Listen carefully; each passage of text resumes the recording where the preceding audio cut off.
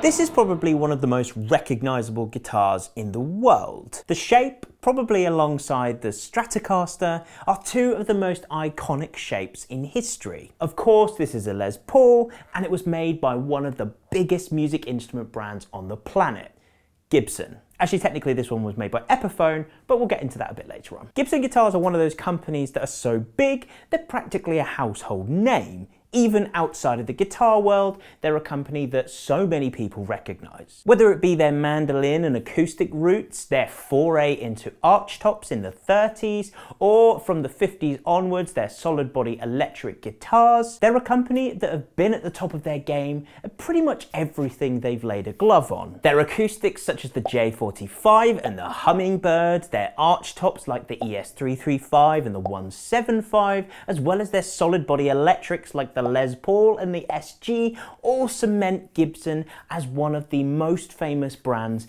in the guitar world. However, Gibson are a brand like many others who have a vast array of different ranges of guitars. They quite often market guitars from specific eras with certain specs and features that can really confuse someone who isn't a walking encyclopedia. For example, what is the difference between a 58 and a 59 custom shop Les Paul? Should you buy a top-end Epiphone or a cheap Gibson? What's the difference between a 335 and a 339 or a 355? And why do they all start with ES? Well, wonder no more.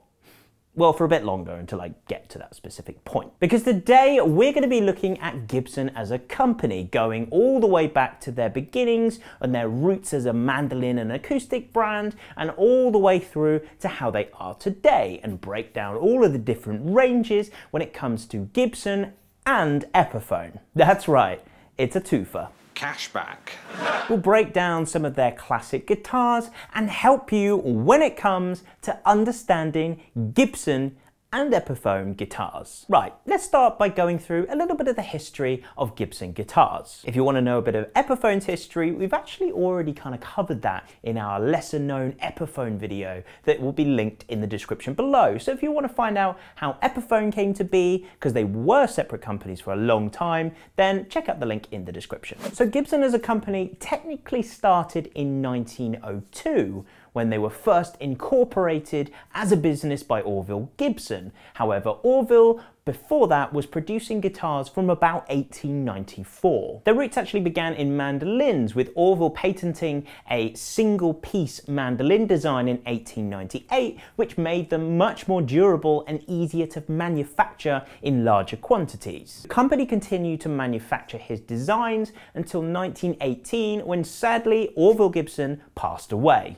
The company, however, continued to produce instruments after his death and brought in a man called Lloyd Lower to design instruments going into the 1920s. This included new mandolins and acoustic guitars such as the F5 mandolin and the L5 archtop acoustic. Their acoustic guitars took on a whole new level of popularity moving into the 1930s, with their Super 400 design being imitated the world over. And their first foray into electric guitars was in 1935 when they produced the ES150. It was an archtop hollow body with a single Gibson electric pickup. Okay, side note, what does ES actually stand for? It actually stands for Electric Spanish, because that was the original intention of their electric designs. an electric version of Spanish-style guitars. Since then, ES has been the prefix for all of Gibson's hollow body designs. That's why I love doing videos like this, because I just get little nuggets of information like that I find out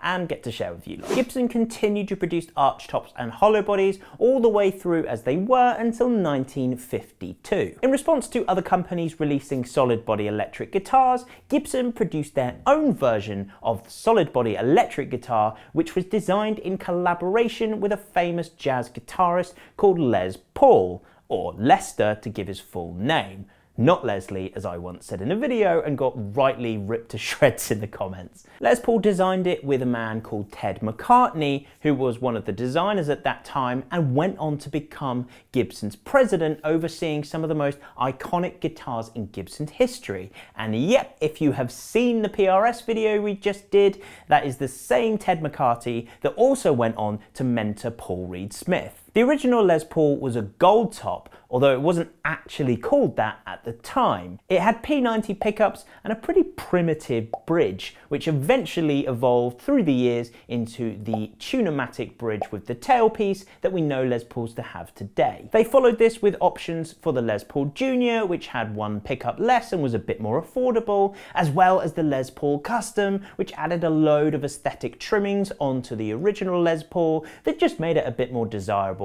for different types of people. In 1958, Gibson released the Les Paul with a brand new cherry sunburst finish and replaced the P90 pickups that came in the guitars with Gibson's brand new humbucking pickup. These pickups were quite often referred to as PAF pickups or patent applied for, before eventually they settled on the name that's most recognisable today, which is the humbucker. Regardless of all of that, interestingly enough, the commercial performance of the Les Paul in the 50s and the early 60s was actually really poor. Their 1958, their 59 and their 60 Les Pauls initially sold really badly. Eventually, they were discontinued in 1961 in favour of a different guitar shape, which is now known as the SG. Despite the shape being different, it was actually still called a Les Paul until about 1963, when they officially gave it the SG name. Much like with the original Les Pauls in the 50s, they launched these SGs with standard versions,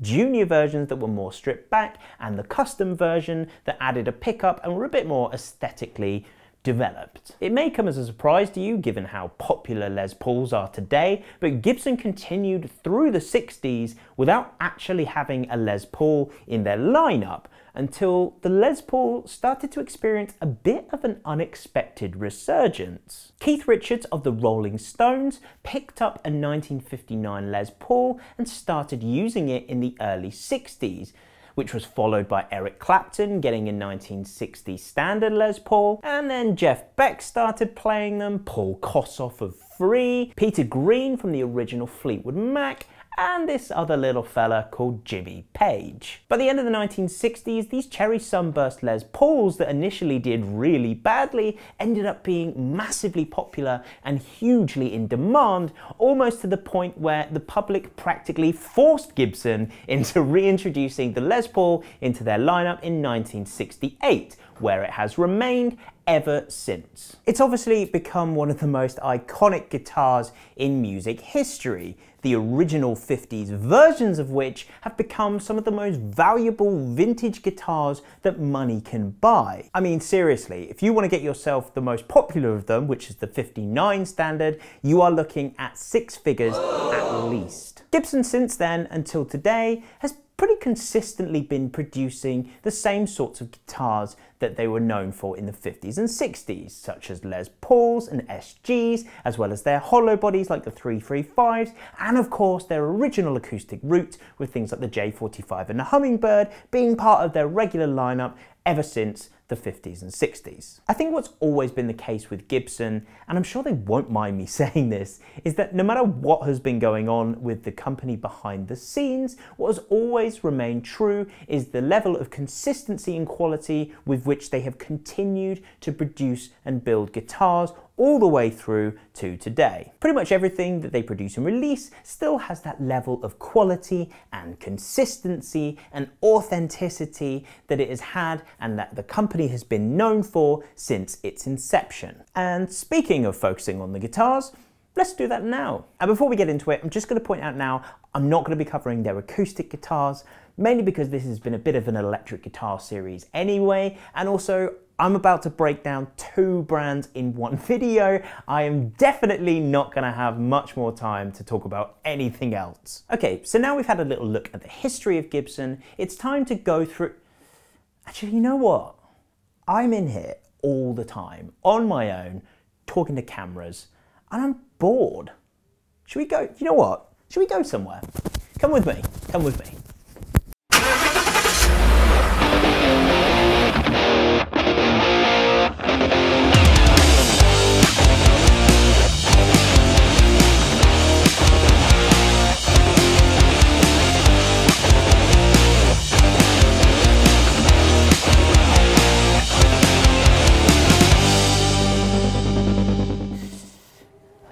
Okay, let's go.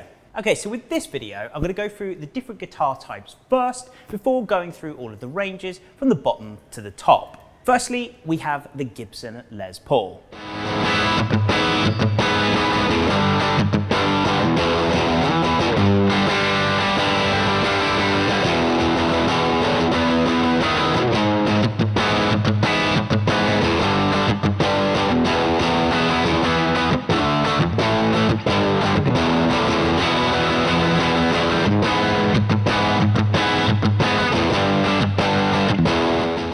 It was Gibson's first solid body electric, as we've discussed, designed in collaboration with Les Paul. It features the iconic single cutaway body design, as you can see here, as well as either 2 humbuckers, as you can see here, or 2 P90s on earlier or historic models. There's been various modifications of this over the years, including the Les Paul Jr., which was designed to be a little bit more affordable and included 1 P90 pickup, and you also have the Special, which included 2.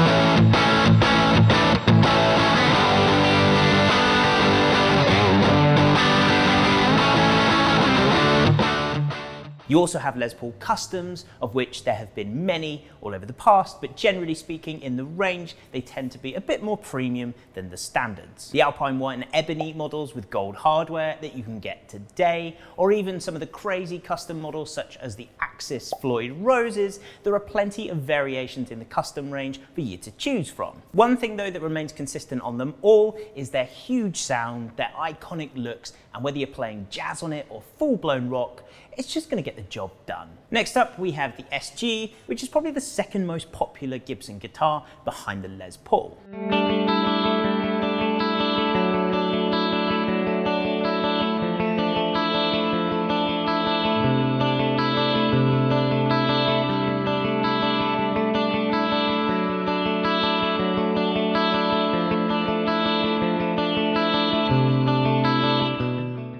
It features the classic double horn design that you can see here, as well as usually having 2 humbuckers, unless again you get something like the Junior or the Customs, where they would have 1 P90, 2 P90s for the Special, or other options such as 3 pickup designs on things like the 1961 Les Paul SG. Sometimes they come with a trem arm like this one has. You can get regular vibrolas or sideways vibrolas just like this one. Again, it's a guitar that is so synonymous with rock, with players such as Tony Iommi of Black Sabbath adopting it, as well as probably the most iconic SG user, AC/DC's Angus Young. Growing up, I actually even had his signature SG, so here's a photo of me playing it, trying miserably to do a duck walk. Moving away from solid bodies briefly, the next most iconic guitar has to be the 335. ES, as we've already discussed, stands for Electric Spanish, and they use this prefix on all of their semi-hollow models, the ES335 of course being the most iconic of them.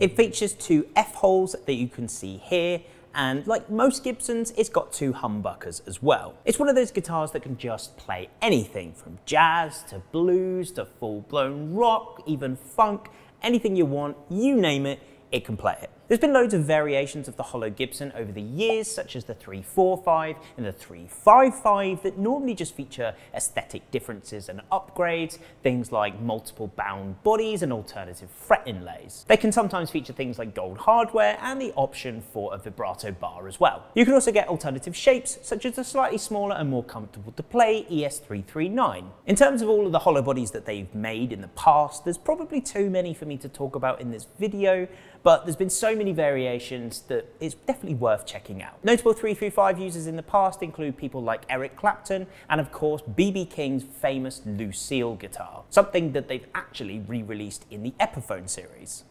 Wait, it's here, hang on. Is this it? Yeah. That was my Coke. Ta-da!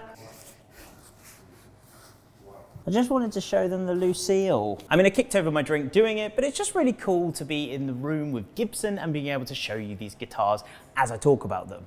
Just next time I won't punt my Coke all over the floor. So other than those main guitar shapes and models, you have a few slightly rarer but still available options. These include the Explorer, which was made famous by James Hetfield of Metallica in the 80s and proved to be really popular with thrash metalers all over the world. You also had the Flying V, which was made popular by guitarists such as Albert King, and it was the first of its kind to be shaped like a V. Lastly, you have the Firebird, which featured Gibson's first ever neck-through design. That means the neck material goes all the way through the body rather than just being joined at the heel via glue, which is the process that most other Gibsons have. It gives the guitar way more sustain and resonance, which is obviously desirable in electric guitars. I accidentally spilt my Coke, but I've cleaned it up.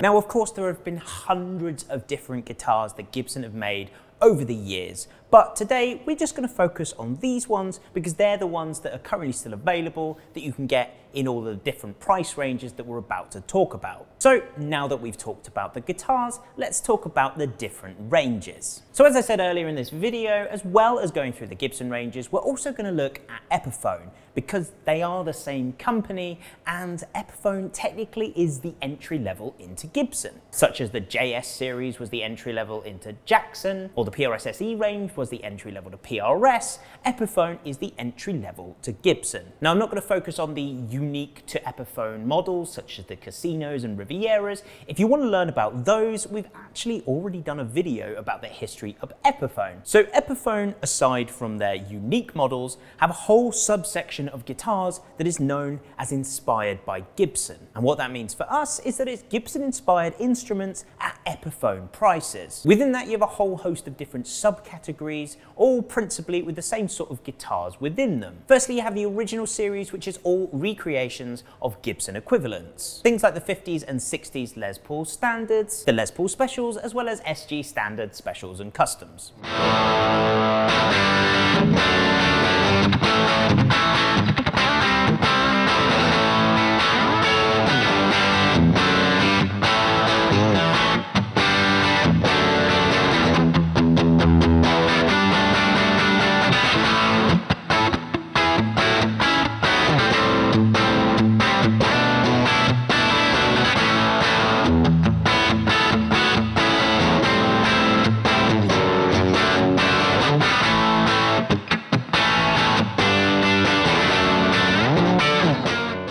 You can even get 335s and 339s, which are a great affordable alternative to their Gibson equivalents. This range pretty much has everything that you can get at a Gibson level, but at an Epiphone price. These really are for every stage. You also have the Modern collection, which contains a few other Gibson-inspired guitars, things like the Les Paul and the SG Modern. They come with some modern upgrades to the normal Les Paul specs, things like modern humbuckers, the ability to split coil, as well as other advanced switching options, locking tuners, and all sorts of other modern features. On top of that, you have the Epiphone Les Paul Muses, which are very similar to the modern models, but they come in some unique colours and they're a little bit more affordable in their price point. You also have the Prophecy guitars, which are much higher output pickups and a lot more metal inspired, with models such as the Les Paul, the SG, the V and the Explorer. They're perfect for metalheads at an Epiphone price point.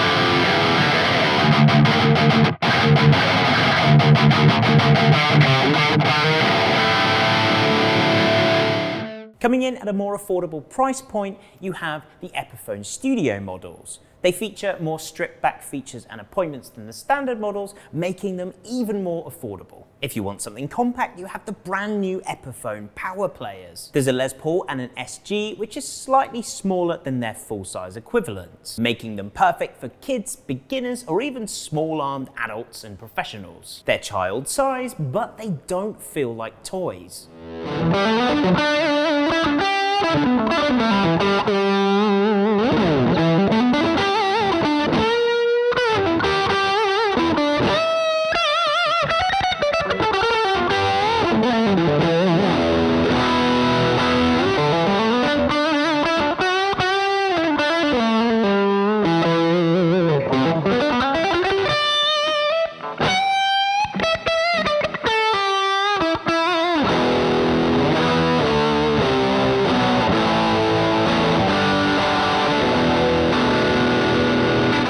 Other than that, and artist models from people like B.B. King, the Lucille that I kicked my drink over showing you, Joe Bonamassa, Slash, and all sorts of other people like Jared James Nichols. Generally speaking, everything that you can get at the Gibson range, you can also get within Epiphone. Pretty much everything is there, and it's an option for you that doesn't break the bank. Okay, so that was Epiphone. So let's move on to the headline act. Gibson guitars start at around £1,000 for what are known as the tribute models. This line consists mainly of Les Pauls and SGs that have the same power as their more expensive equivalents, but are stripped back from all of the extra frills and aesthetics that make them a much more affordable price. It's a great starting point for someone who wants to dip their toe into the Gibson lineup. Above this model slightly, but below the standard line, you have what are known as the studio models. We touched on this briefly with Epiphone, but it's the same sort of deal with Gibson. Again, they feature Les Pauls and SGs predominantly, and they're quite similar to the tributes, but they have a few differences. They feature slightly more modern appointments than the tributes, things like a slim taper neck,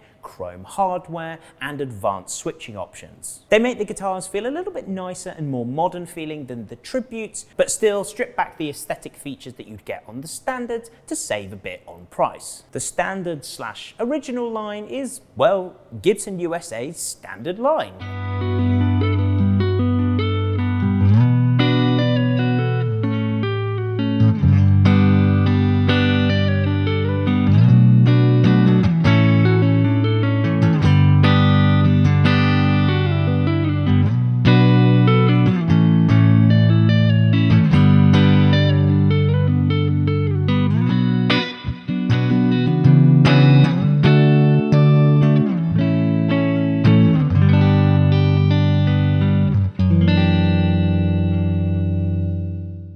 features versions of guitars that have similar vibes to some of their more famous era-specific counterparts, things like the 50s, the 60s, and the 70s. They call these the original collection, and they borrow features and appointments from different eras of Gibson guitars. It's probably one of the broadest of Gibson's ranges, featuring multiple options for Les Pauls and SGs, as well as Firebirds and Vs and things like that, as well as 335s, 345s, and 355s. They also have loads of bass options that I just don't have time to talk about. I'm really sorry to all of my 4-string buddies. You can get the standards like the Les Paul and SG standards, as well as things like the Special, which has P90s, and the Junior, which has a single P90.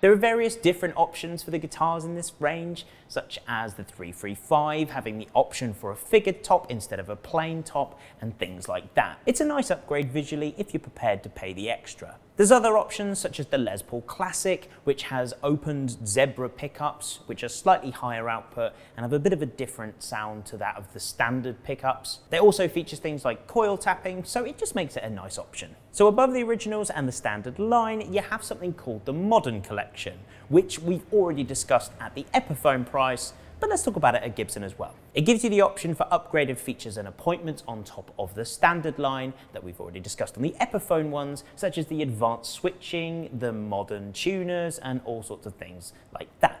Perfect for someone chasing a more contemporary sound and feel. Of course, there's also Gibson artist models that kind of sit in between the standard line and the Gibson custom line that we're about to talk about. You have things like the Slash Les Pauls, as well as signature models from Tony Iommi and Jim James, and all sorts of other people. Slim Harpo, you name it. The Artist Collection has models that sits slightly above but still kind of the standard range, as well as the next range we're going to talk about, which is Gibson Custom. However, before we start talking about the Gibson Custom line, it's time for me to go home because all the good people who run the showroom want to get back to have their dinner. See you back at the studio.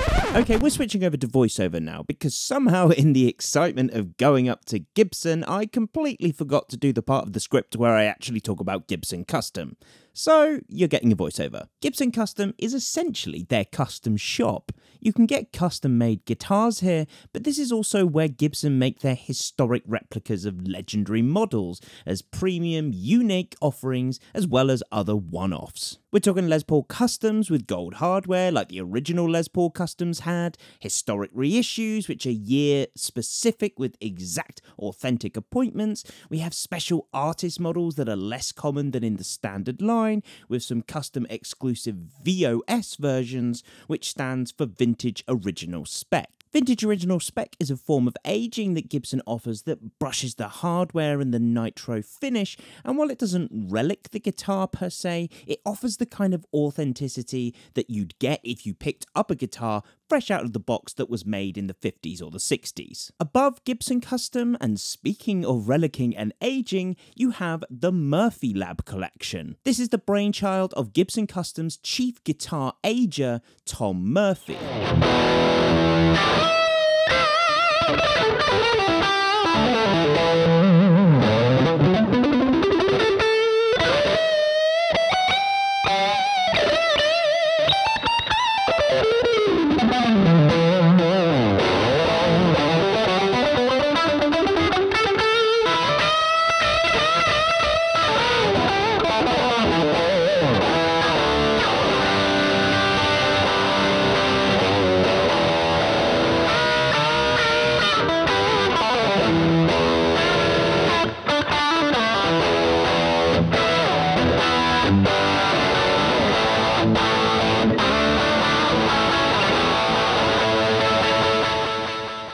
This range offers a number of classic Gibson guitars from specific years, such as the famous 59 Les Pauls or the 61 SGs, various 335s, and much more. The Murphy Lab offers 4 levels of relicking, which is ultra light, light, heavy, and ultra heavy. The relicking feels realistic and authentic to the way in which someone would care for an instrument over 70 years or so. Thom Murphy uses a lot of very specific techniques to make the aging of these instruments as accurate as possible. This comes down to the way in which the lacquer cracks, the hardware ages. It's all a science, hence Murphy Lab. Above this, there's one more aspect of Gibson to talk about. That is Gibson Made to Measure. Made to Measure pretty much does what it says on the tin. Through a dealer like us, you can literally spec up your own entirely unique dream Gibson guitar with customization available on pretty much every spec. We're talking body, neck profile, body and neck material, pickups, finishes, fretwire, you name it. Gibson Made to Measure puts the control of the guitar in your hands. Lovely stuff. I'll leave a link in the description with info on how to order your very own made-to-measure Gibson from us, but yeah, aside from one-off special runs, this is pretty much the best quality of guitar that you can get from Gibson. That is without spending 6 figures on an actual 59 Les Paul. Anyway, now back to the studio. Well, that was a bit of fun, wasn't it? Now that was a lot of information to take in. Maybe I shouldn't have done Epiphone in the same video, but who cares? It just shows how extensive Gibson and by extension Epiphone's range really is. I think it shows that even though the amount of guitar shapes and the amount of different guitars they produce is relatively modest compared to some of their competitors, what they actually offer you in terms of different specs and different price ranges for all different types of musicians is honestly really impressive. From vintage fans to modern fans, from beginners to experts to collectors, there is a Gibson guitar out there for everyone, and I hope this video has gotten you a little bit closer to finding yours. Thanks to Gibson for inviting us up to their showroom in London and for letting us take a look at all of their amazing guitars that they had to offer and showing you them as well. Thanks also to Tom Pankhurst, who was kind enough to come up with us and brave the London tube system to come and demo the guitars for us. You can check out our entire range of Gibson guitars on our website, the link for which will be in the description below. Anyway, which is your favourite Gibson guitar ever produced? Which ones have you owned in the past? Let us know down in the comments below. Anyway, thank you so much for watching. If you enjoyed the video, hit the like button, subscribe to see more things like this, and we will see you very soon.